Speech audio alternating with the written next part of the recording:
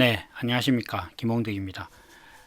오늘 이제 마가복음 15장으로 넘어가 보도록 하겠습니다. 15장에서는 예수님께서 빌라도에게 재판을 받으시고 이어서 이제 십자가를 지시는 장면으로 이렇게 진행이 됩니다. 앞서서 우리가 이제 예수님의 십자가에 대한 내용들은 매 시간마다 언급을 했기 때문에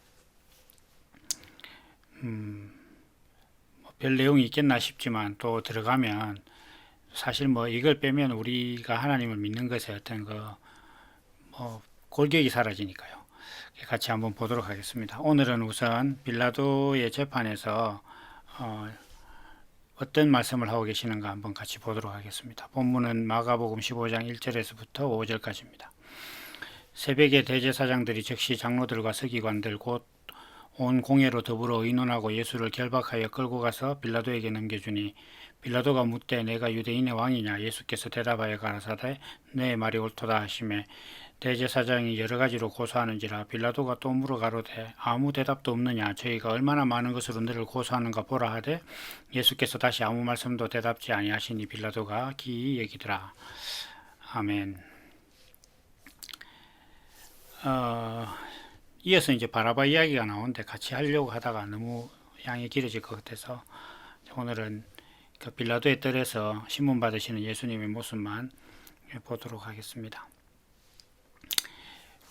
이제 상황적으로 보면 당시 유대인들은 사람들을 처형할 수 있는 권한이 없었기 때문에 속국이었죠. 그래서 그 예수를 죽이려면 빌라도의 제가가 있어야 되기 때문에 이제 빌라도에게로 끌고 갔습니다. 예수님께서 신문을 받으시는 내내 그 유대인의 제사장의 뜰에서부터 시작해서 빌라도의 뜰에까지 이어지는 동안 수많은 고소와 고발 이런 것들이 있었는데 딱 두 가지만 대답을 하십니다. 하나는 네가 찬송받으실 자의 아들이냐, 그러니까 하나님의 아들이냐 이렇게 물었을 때 내가 그다 이렇게 얘기했고, 또 하나는 이제 네가 유대인의 왕이냐 이렇게 했을 때 너의 말이 옳다 이렇게 이제 대답을 하시는 거죠. 하지만 그 빌라도 입장에서 볼 때는 예수라는 사람이 끌려와 가지고 지금 이미 채찍질 당하고 이랬으니까 몰골이 형편 없었을 텐데 그 꼴로 자기가 유대인의 왕이라고 하니까 빌라도가 볼 때는 정말 이게 정말 의의가 없었을 거예요. 그러니까 온갖 비단 옷으로 치장하고 있는 자기 자신도 총독에 불과한데 저렇게 초라한 꼴로 해가지고 한나라의 왕이다 그러니까 빌라도 입장에서는 전혀 왕 같지 않았을 겁니다. 그래서 이 빌라도는 우리가 잘 아는 바와 같이 예수님을 놓아주려고 했습니다. 그 놓아주려고 했는데 이유는 자기가 아무리 왕이라고 해도 도무지 반란이나 역적의 요소가 보이지도 않고 그러니까 놓아주려고 했는데 자기의 정치적 입지가 있으니까 결국 바라바하고 바꾸게 되죠. 지금 이 재판에서도 예수님께서 많은 어떤 그런 질문에 대해서 답을 하지 않습니다. 그런데 단 하나 너가 유대인의 왕이냐라고 하는 것에 대해서만 이렇게 답변을 하십니다. 이는 예수님께서 그 정체성이라는 것이 예수란 누군가, 나는 누구인가 이 문제에 있어서 나는 하나님의 아들이고 그리고 유대인의 왕이다 라는 것을 말씀하시고자 이 땅에 오셨기 때문에 그 두 가지만큼은 절대 이게 변개케 할 수가 없었던 거죠. 특히나 이것이 이제 좀 의미를 가지는 것은 그 두 가지를 인정한다는 것 자체는 당시 제도로 봤을 때 빌라도가 볼 때는 형편없 도무지 왕 같지는 않더라도 그 객관적인 사실만 놓고 보면 어디 가서 내가 왕이라고 떠들고 다니면 죽을 만한 죄가 되기도 하고, 특히 이제 유대인들에게 있어서 하나님의 아들이다 이렇게 말하는 것 자체는 어떻게 보면 그 말만 안 하면 안 죽을 수도 있는 거예요. 그런데 예수님께서 이제 그 말을 하심으로 인해서 지금 십자가를 지게 되시는 거죠.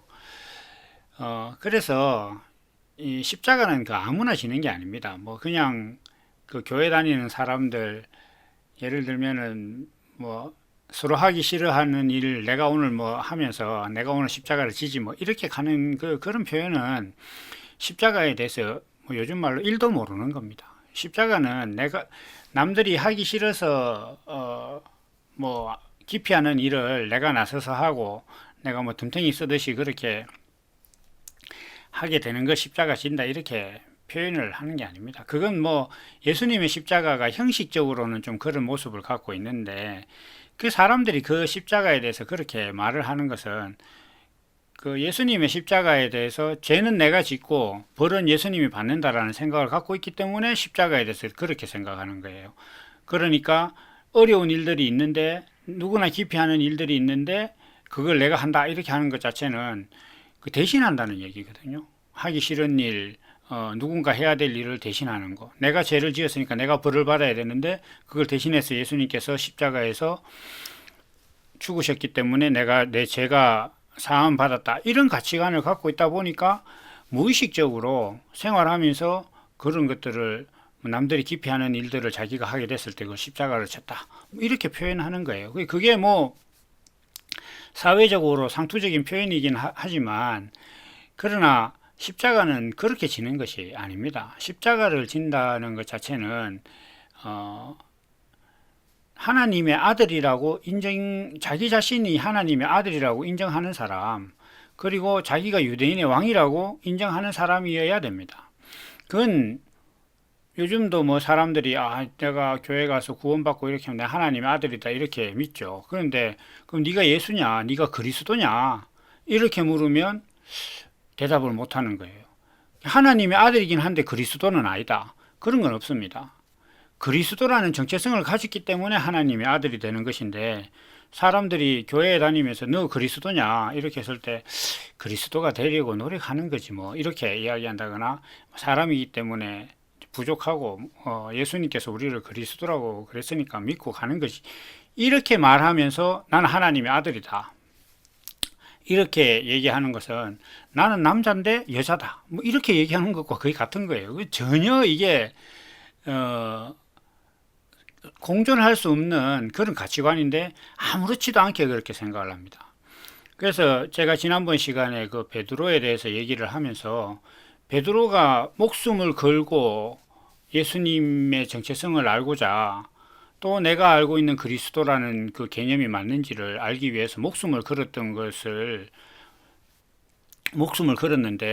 그 베드로를 보면서 쉽게 그냥 베드로가 배신했다 그렇게 말하는 사람들은 그 사람들은 배신할 건덕지도 없는 거예요. 자기 안에 그리스도의 정체성에 대해서 고민도 안 하고 있으니까 베드로를 그렇게 쉽게 생각한다니까요. 그런 것이 아닙니다. 이게 지금 십자가를 진다는 것 자체는 적어도 나는 하나님의 아들이고 그거는 별로 어렵지 않아요. 내가 그리스도다. 내가 예수님과 같은 존재다. 이 정도 자기 자신에 대한 확신이 없고 그것을 부인하려고 해도 안 된다. 그 정도 되는 사람이어야 비로소 십자가를 질 수 있는 자격이 생기는 거예요. 그러니까 그러한 가치관도 없으면서 나 십자가를 진다. 내 삶에 내가 십자가를 지고 가고 있다. 그건 도둑질입니다. 개념의 정체성에 대한 도둑질이에요. 예수님께서 또 하나님께서 도둑질하지 말라고 했는 것이 바로 그걸 도둑질하지 말라고 한 것입니다. 세상에 있는 거 아무리 훔쳐가봤자 어차피 하나님 통치 아래 있기 때문에 하나님 입장에서 보면 물건이 옮겨진 것밖에 없지 그것이 어디 하나님의 창고에서 바깥으로 나가는 게 아니에요. 그러니까 세상에 있는 물건 같은 거는 아무리 뭐 이렇게 저렇게 해도 하나님 입장에서는 도적질이 될 수가 없습니다. 적어도 하나님께서 세상을 통치하시는 것이 맞다고 믿는 사람은 그럴 수가 없는 거잖아요. 그러니까 그렇게 봐야 되는 겁니다. 자, 그런데 이제 그 십자가를 진다는 것은 두 가지 전제가 돼야 된다. 하나는 내가 그리스도다라는 것이 인정이 돼야 되고 또 하나는 내가 유대인의 왕이다. 내가 왕이다. 이게 돼야 되는 거예요. 내가 왕 아닌데 그 십자가를 진다. 이것도 말이 안 되는 겁니다. 적어도 왕이라고 하면 내가 내 자신의 일, 내 삶의 어떤 그런 어떤 영역에서 내가 하고 싶은 대로 하는 것이 왕이다. 뭐 이렇게들 생각을 하겠죠. 근데 뭐 그거는 누구나 안 되는 걸 다 아는데 특히 그 중에서 유대인의 왕이니까 예수 믿는 것이 내 마음대로 된다. 이렇게 돼야 유대인의 왕인 거예요. 내가 새벽 기도회 가려고 하는데 새벽 기도회를 가려고 하면 피곤해서 잘 안 되더라. 주일날 뭐 좀 뭔가 하려고 하면 어디 뭐 결혼식 있다 개사고 이래서 참 예수 믿는데 방해가 많다. 이게 다 마귀의 유혹이다. 뭐 이렇게 얘기하는 그런 사람들은 왕이 아닙니다. 예수 믿는 일이 자기 마음대로 안 되잖아요. 예수 믿는 일이 자기 마음대로 돼야 돼요. 그래야 왕이지. 왕이 지 마음대로도 못 하는데 그게 무슨 왕입니까? 그 이제 그 빌라도가 뭐 예수님께 물을 때는 앞서 말씀드린 것처럼 그냥 빌라도 입장에서 예수님을 보면 그냥 뭐 특정 종교 집단에서 뭐 약간 좀 정신병자 같은 사람 하나 나온 거 그 정도밖에로 안 보였을 겁니다. 그렇지만 왕이라는 것은 우리가 누구나 다 알다시피 다스리는 자입니다. 그러니까 왕이다 이렇게 하면 어떤 세계 그 뭐 성 그 땅에 대해서 자기가 자기 의를 가지고 다스릴 수 있는 사람이어야 비로소 왕인 거죠. 그리고 이 의는 나라의 근간입니다. 그러니까 의가 없는 나라는 없어요. 뭐 그게 민족주의든 민주주의든 공산주의든 사회주의든 전체주의든 어떤 그 의가 있어야 나라가 되는 겁니다. 그러니까 하나님의 나라라는 것은 하나님의 의가 다스리는 나라가 바로 하나님의 나라예요.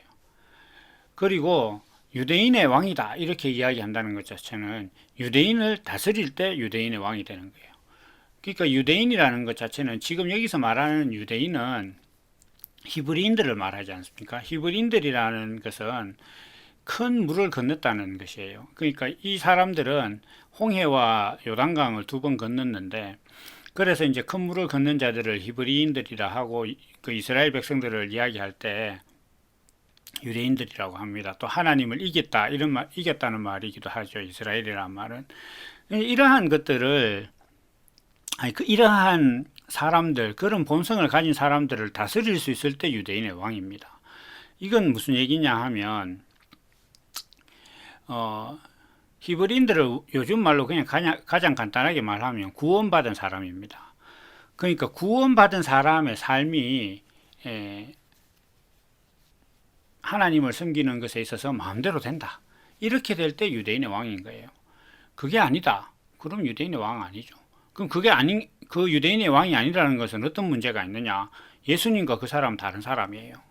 예수님이 유대인의 왕인데 자기는 유대인의 왕이 아니다. 그럼 예수 안 믿는 거지. 자기가 아무리 몸부림치고 주여 주여 외치고 뭐 자기 이름으로 죽은 자를 살렸다고 하더라도 예수와 무관한 사람입니다. 예수님이 유대인의 왕인데 나 유대인의 왕 아니다.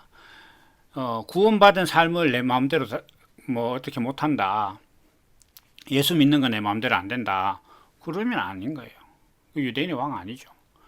근데 그걸 그냥 뭐 태연하게 성경에 있다고 예수님은 유대인의 왕이다 그러면서 뭐 좋은 악기 갖다 놓고 찬양 백날 해도 소용없습니다. 자기가 유대인의 왕이 아닌데 뭐 유대인의 왕 찬양하면 뭐합니까?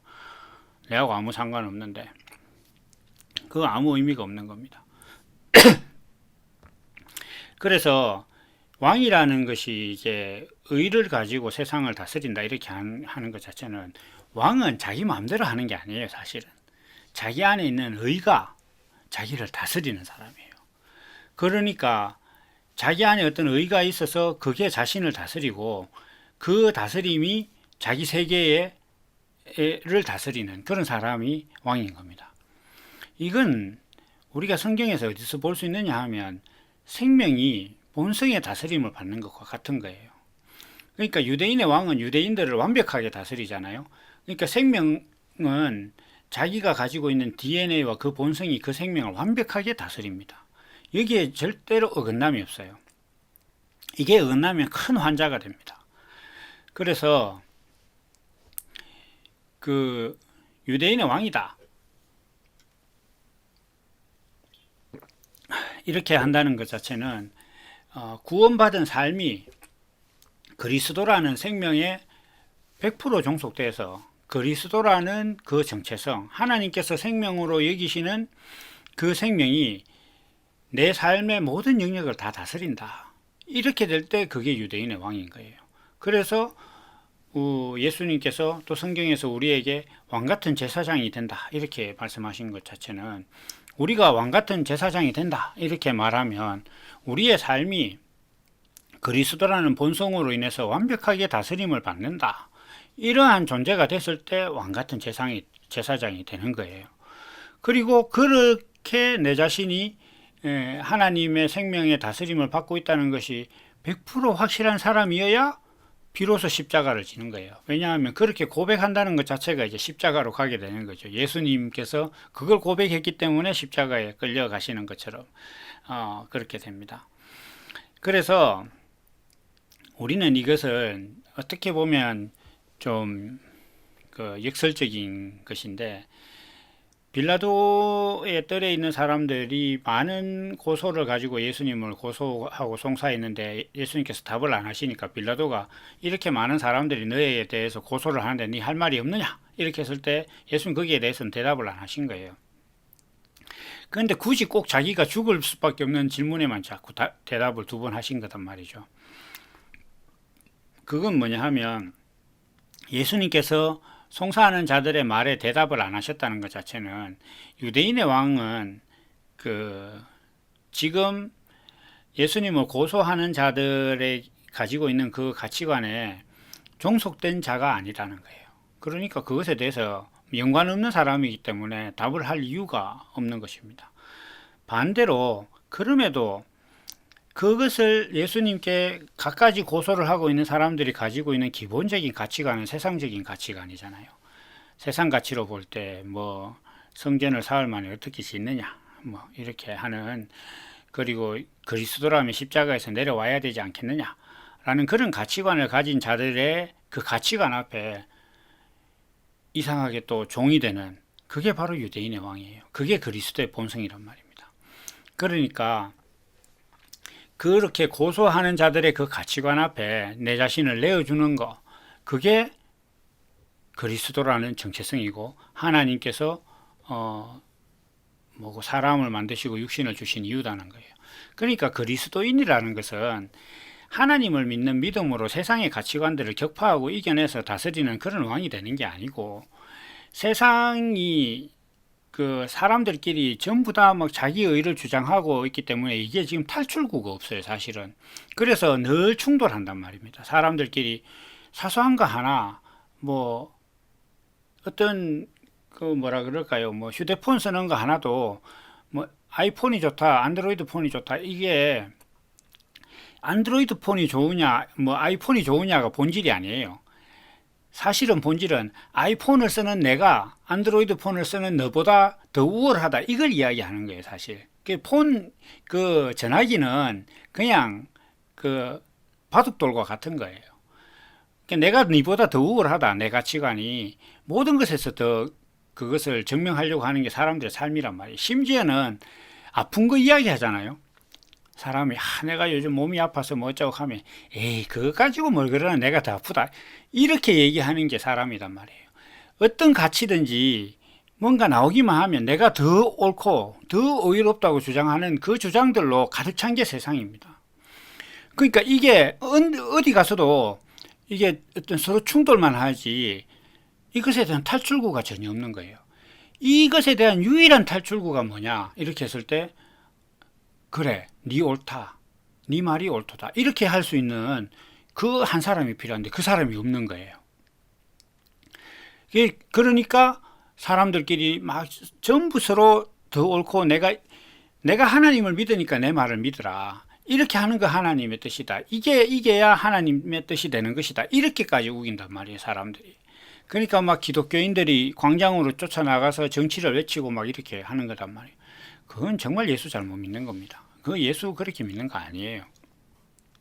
하나님이 세상을 온전하게 경영하신다고 믿는데 왜 세상에 뛰쳐나가가지고 난립니까?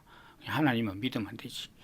그러니까 그런 거 아닙니다. 그래서 서로 모두 다 자기가 옳다고 하는 그 세계 내에서 하나님께서 내 뜻은 그게 아니다, 사람이 가지고 있는 그 뜻이 옳다라고 주장하는 것이 내가 세상을 만든 목적이 아니라, 내가 하나님께서 너희를 사람을 만든 뜻은 하나님의 뜻이 옳다라고 이야기할 수 있고, 세상의 뜻 앞에서 자기의가 옳다고 주장하는 사람들 앞에 내 자신이 종이 되고 탈출구가 돼주고, 그래 네 옳다, 그렇게 할 수 있는 그런 본성을 가진 사람이 바로 하나님께서 원하시는 사람이고 그게 사람을 만드신 목적이고 그게 성경에 나오는 사람이에요. 그게 사람. 그게 안 되는 사람은 육신이 사람이라고 해서 사람이 아닙니다. 그러니까 하나님께서 그 세상을 만드시고 사람을 지었다 이렇게 할 때 그 사람은 생물학적으로 의학적으로 사람으로 뭐 생겨 먹어서 돌아다니는 그 사람을 하나님이 만들었다는 게 아니에요. 그건 그냥 그 뭐라 그럴까 저기 마켓에 파는 편의점에 파는 아니 이제 철물점에 파는 전구와 똑같은 거예요. 그러나 불을 밝히고자 하는 사람에게 있어서는 자기 집 책상에 자기 집 천장에 전구를 꽂아서 불이 왔을 때 그게 자기한테 전구지. 그 저기 뭐야 슈퍼마켓에 있는 그 전구는 가능성만 가지고 있는 거예요. 그러니까 우리가 육신으로 뭐 사람인 사람들이 온데 쫓아다니고 막 이렇게 하고 있는 거는 다 가능성만 갖고 있는 거예요. 그 사람이 내가 하나님의 뜻을 모르고 내가 내 뜻만 주장하고 살았구나라고 고백하는 순간 그때부터 이제 하나님의 창조가 시작되는 거란 말이에요. 그래서 결국 그 사람이 창조의 과정, 6일의 과정을 거쳐서 하나님께서 기뻐하는 사람이 되는 거란 말이에요. 그러니까 이러한 과정들을 이제 뭐 겪어야 되는데 어쨌든 간에 그러한 것들은 뭐 제가 다른 부분들에 대해서 글로도 많이 써놓고 했으니까 지금 하는 얘기로 다시 돌아오면 사람들이 서로 다 옳다고 주장하고 있는 판국에 어떤 한 사람이 하나님께서 사람이라고 여기는 사람이 나와서 그래 너 옳다. 근데 이게 문제가 뭐냐 하면 너 옳다라고 하면 그걸로 끝나면 괜찮은데 두 개의 의의가 충돌했을 때 너 옳다 이렇게 이야기하면 너 옳다고 말한 이 사람 세상의 가치로 진자요 패자인 이 사람은 반드시 몸을 써야 되는 거예요. 네가 옳다 그렇게 하고 나면 그 사람 뜻대로 내가 해야 된단 말이에요. 그러니까 아이폰과 안드로이드 폰을 가지고 주장하다 그래 네 안드로이드 폰 성이 네 그게 옳다 그러면 이 사람도 자기도 그게 옳다고 했으니까 자기도 그 전화기 사야 됩니다. 그걸 써야 되는 거예요. 그래야 그게 옳다고 주장한 사람이 되지, 인정한 사람이 되지. 이거 쓰면, 인정하면 자기가 쓰던 운영체제와 전혀 다르니까 몸고생을 하겠죠. 그렇게 종이 되는, 그러니까 이게 지금 전화기를 그렇게 하라는 게 아니고 설명하고자 그렇게 하는 겁니다. 그렇게 되듯이 어떤 두 가지 의의가 충돌해서 너 옳다라고 하면 너 옳다고 하는 순간 반드시 나는 몸을 써야 되는 거예요. 하나님께서 육신을 주신 이유가 바로 거기에 있다는 거예요. 예수님께서 육신을 십자가에 들이셨다는 것도 바로 이거단 말이에요. 너 옳다라고 하는 순간 나는 육신을 써야 돼요. 그걸 위해서 하나님께서 육신을 주셨다는 거예요. 그건 뭡니까? 너 옳다라고 하는 것이 하나님께서 표현하시고자 하는 것이고 너 옳다라고 하면 내가 육신을 써야 되니까 그 육신을 하나님께서 주신 이유가 되는 거단 말이에요. 이게 우리가 십자가를 지는 본질적인 의미예요. 그래서 제가 시작할 때 십자가를 지려면 적어도 내가 그리스도라는 게 있어야 된다. 내가 그리스도가 아닌데 십자가 못 진다.